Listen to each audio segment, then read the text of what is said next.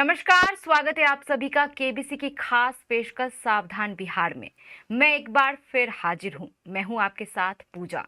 आज हम बात करेंगे चुनाव में महागठबंधन की दुर्दशा पर। आखिर एनडीए को राज्य दर राज्य बड़ी बड़ी जीत कैसे मिल रही है, इन सब बिंदुओं का डिटेल में विश्लेषण करेंगे। और विश्लेषण करने के लिए हमारे साथ मौजूद हैं केबीसी महानिदेशक ललित अग्रवाल। सर, सबसे पहले तो स्वागत है आपका केबीसी की खास पेशकश सावधान बिहार में। नमस्कार दर्शकों, नमस्कार पूजा।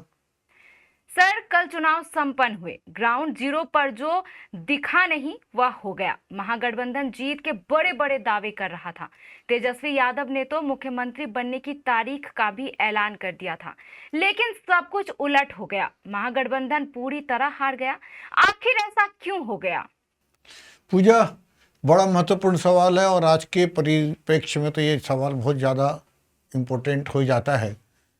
किसी ने कहा है पूजा कि हुकूमत को हार का खौफ होना चाहिए, नहीं तो हुकूमत का खौफ जनता को बर्बाद कर देता है।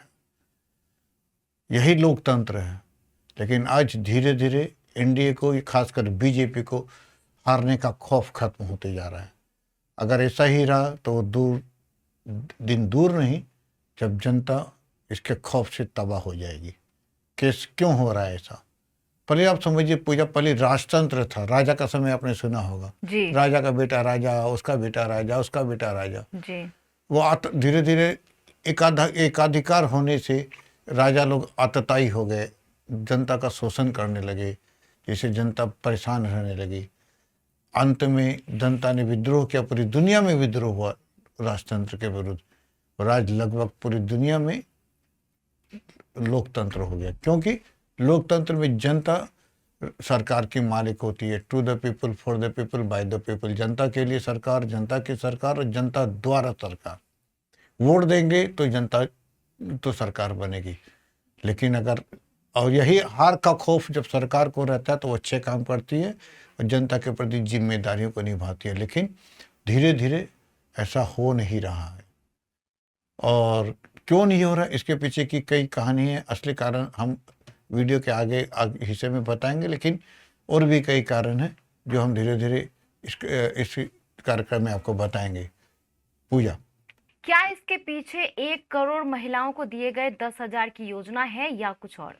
पूजा, पहले तो 1 करोड़ महिलाओं को नहीं दिए गए, ये 1.5 करोड़ महिलाओं को दिए गए। लगभग 15,000 करोड़ रुपये। हम बिहार की भाषा में बताते 1 खरब 50 अरब रुपए। अगर आपको यकीन नहीं होगा पूजा कि ये चुनाव के दौरान दिए गए, चुनाव के समय दिए गए, चुनाव के घोषणा के ठीक पहले अनाउंस किया गया। जी। अनाउंसमेंट के बाद भी अगर चुनाव घोषित हो जाते हैं तो ये पैसा देने का नियम नहीं है संविधान में। आज तक ऐसा ही होता है, लेकिन इस बार ऐसा नहीं हुआ, क्योंकि चुनाव आयोग, हमारे ज्ञानेश कुमार जी बिल्कुल अलग रंग में दिखते हैं।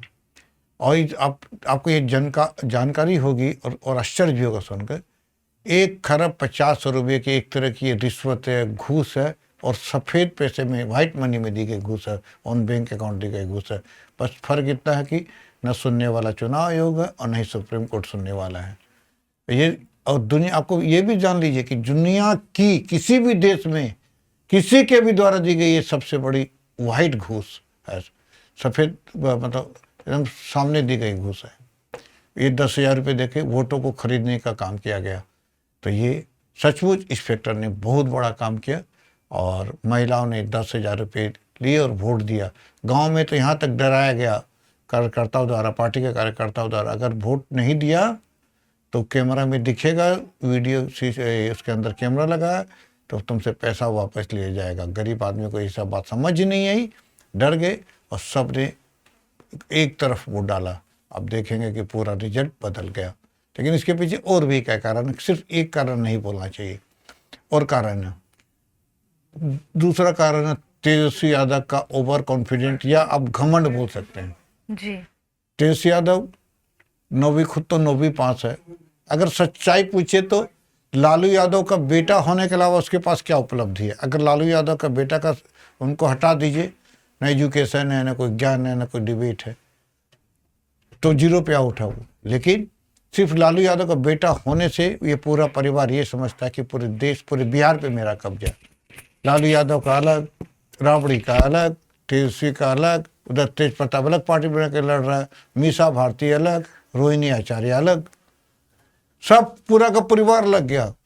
और टिकट बांटने के दौरान ऐसा व्यवहार इस पार्टी का, खासकर इस बार तेजस्वी यादव को देखने को मिला, जो नेताओं से सुनने को मिला, किसी से सीधे ढंग से बात ही नहीं कर रहा किसी से। और उनको ये, इस परिवार को, तेजस्वी यादव को ऐसे लगने लगा कि मैंने जिसको टिकट दे दिया वो विधायक बन गया। जी। इतना घमंड, घमंड तो बड़े बड़े का टूट जाता है, इसका भी टूट गया। किसी ने अहंकार को लेकर पूजा ठीक ही कहा है जी। अहंकार में 3 गए, बल, बुद्धि और यश, नहीं यकीन तो देख लो कौरव, रावण और कंस। जी।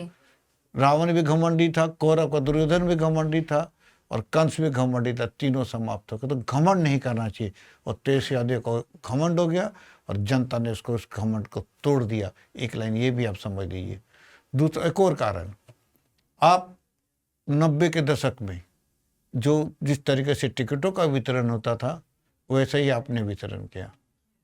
आपने कोई लोकतांत्रिक नीति नहीं अपनाई, और लास्ट अंतिम रात तक, जिस दिन नॉमिनेशन करना दूसरा चरण का, अंतिम रात तक 12 बजे तक आपने टिकटें ऐलान की। लोगों ने तो कहा कि करोड़ों में टिकट बेची गई। वीआईपी मुकेश सहनी को क्या है, लोग क्या समझते, 0 पे आउट हो गए, एक भी सीट नहीं मिली। लोगों को तो कहना है कि मुकेश सहनी सिर्फ टिकट बेचने का काम करते हैं। आपने क्या जजमेंट किया? झारखंड मुक्ति मोर्चा को आपने साथ नहीं लिया, 2-4 सीटें मांग रहा था, आदिवासी समाज का था, आपको उसने झारखंड में दिया। आपका अहंकार इतना था कि आपने उसको टिकट ही नहीं दिया, एक सीट भी नहीं लड़ा। और भी कई बातें हैं, जिसको चाह, जिस ग्राउंड पे चाह, जैसे चाह टिकट दिया, जिसको चाह लाद दे के हटा दिया। ये घमंड भी आपको ले डूबा है। पिछली बार 75 सीटें थी, इस बार औकात 25 पे आकर टिक गए। किसी तरह तो आप एलओपी बन जाएंगे, लीडर ऑफ अपोजिशन। एक सीट घट जाती तो वो भी नहीं बनते। अपनी सीट तो बचाने के लिए आपको जी जान से संघर्ष करना पड़ा। भाई आपका हार ही गया।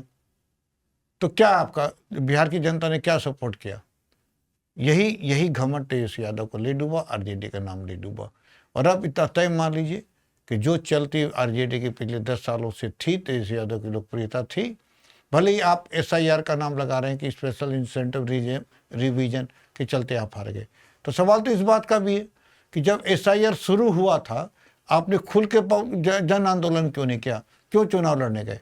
सब विपक्ष एक हो जाते, आंदोलन करते, चुनाव नहीं लड़ते, तब समझते।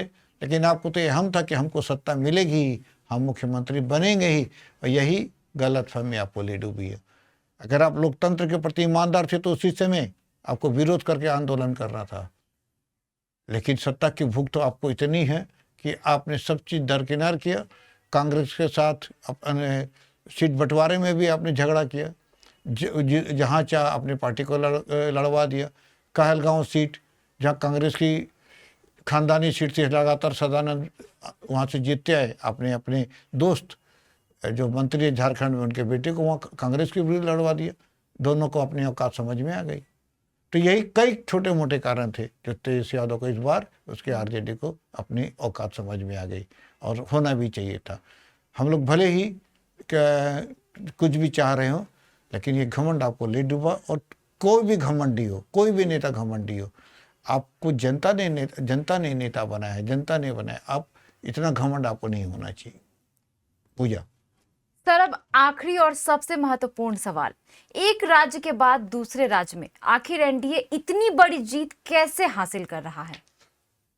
पूजा, सबसे बड़ा, सबसे महत्वपूर्ण सवाल यही है। पूरे देश को सोचने की जरूरत है इस सवाल पे। क्या है मुद्दा? अब देखिए, मध्य प्रदेश में हवा को छोड़ थी जी, कांग्रेस की हवा थी, जीत गई बीजेपी। हरियाणा में ऐसा ही हुआ जी, महाराष्ट्र में ऐसा ही हुआ, छत्तीसगढ़ में ऐसा ही हुआ, अब बिहार में भी ऐसा हो गया।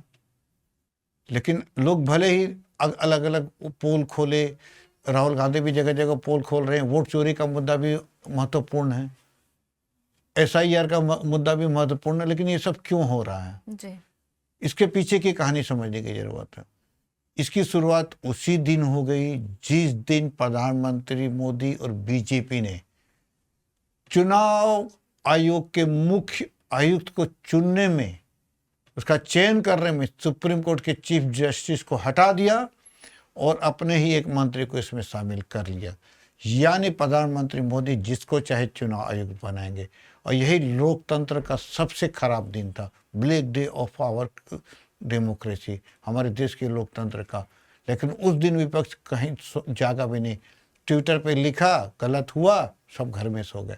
अगर उसी दिन आंदोलन हो जाता, देश में खुलकर विरोध हो जाता और चुनाव आयुक्त ईमानदार हो जाता, सबके मिलजुल कर चुनाव आयुक्त का सिलेक्ट करते, तो आज ये SIR है, वोट चोरी है, ये है, वो है, कोई मुद्दा ही नहीं उठता, कोई सवाल लोकतंत्र पे नहीं उठता। लेकिन सवाल ये 10,000 महिला योजना का भी सवाल जो आपने किया जी, अगर चुनाव आयोग ईमानदार होता तो शायद 10,000 की योजना बीजेपी लागू ही नहीं कर सकती लागू थी। ही नहीं कर सकते। तो उसको अच्छी तरह पता था कि मैं जो चाहूँगा चुनाव आयोग वही करेगा, और अभी ज्ञानेश कुमार देखिए वही कर रहे हैं। आप एक चीज़ का पता लगाइए, सामने वाला नया चीज़ लेके आएगा। जी। अब दूसरी चीज़ का पता लगे, सामने वाला तीसरा चीज़ ले आएगा। अगर यही रवैया रहा तो पूजा, आज हमें आपको स्पष्ट बता देता हूँ, नोट कर लीजिए, चाहे बंगाल हो, चाहे तमिलनाडु हो, चेन्नई हो, कोई भी स्टेट हो, त्रिपुरा हो, तेलंगाना, अब कोई भी स्टेट नहीं बचेगा। एक समय आएगा पूरे देश पे एक छत्र एनडीए का राज्य होगा। और एनडीए ही नहीं, एनडीए के घटक भी गलत सोच रहे हैं। एनडीए के बाकी घटक जो बीजेपी के अलायंस है उनका भी खात्मा हो जाएगा। बहुत का तो हो भी चुका, जैसे अकाली दल है, बहुत सा दल के बारे में जो जानते हैं जरा जी, छोटे छोटे दल कितने भी आए एनडीए के साथ जुड़े, सबका कहानी खत्म हो गया। तो आज की तारीख में भी जो एनडीए है उसमें जो अलायंस है उसकी भी कहानी खत्म हो जाएगी। इसलिए चुनाव आयोग का ईमानदार होना देश के लोकतंत्र के लिए बहुत जरूरी है। चुनाव आयोग भी अपनी ही कहानी चलता है, उधर सुप्रीम कोर्ट भी मौन व्रत धारण किए हुए, तो कहाँ से जनता को उसका हक मिलेगा। और इस बात का, इस चीज़ का सबसे खराब असर लोकतंत्र की जो असली ताकत है, जनता का वोट, उस पर पड़ेगा। हुकूमत का खौफ खत्म हो जाएगा कि हमको कोई हरा ही नहीं सकता, अपने हिसाब से मैनिपुलेट करेगी। और मैंने कहा शुरुआत में, जिस दिन हुकूमत को हारने का खौफ खत्म हो जाएगा, उसके बाद जनता हुकूमत के खौफ से थर्राएगी। और अगर यही रवैया रहा तो चाहे कोई बीजेपी का सपोर्टर हो, चाहे बीजेपी का विरोधी हो, कोई भी हो, उसके दिन अच्छे नहीं रहेंगे। बस इसी का डर है और यही बदलने की ज़रूरत है। पूजा जी सर, बहुत बहुत धन्यवाद आपका हमारे साथ इस कार्यक्रम में जुड़ने के लिए और हमारे दर्शकों को इतनी खास जानकारी देने के लिए। ऐसे ही खबरों के लिए बने रहे हमारे साथ और देखते रहें केबीसी न्यूज़। ऐसी ही खबरों को लेकर हम एक बार फिर से आपके साथ हाजिर होंगे। तब तक के लिए दीजिए इजाज़त। मैं पूजा, केबीसी न्यूज़। नमस्कार दर्शकों। नमस्कार।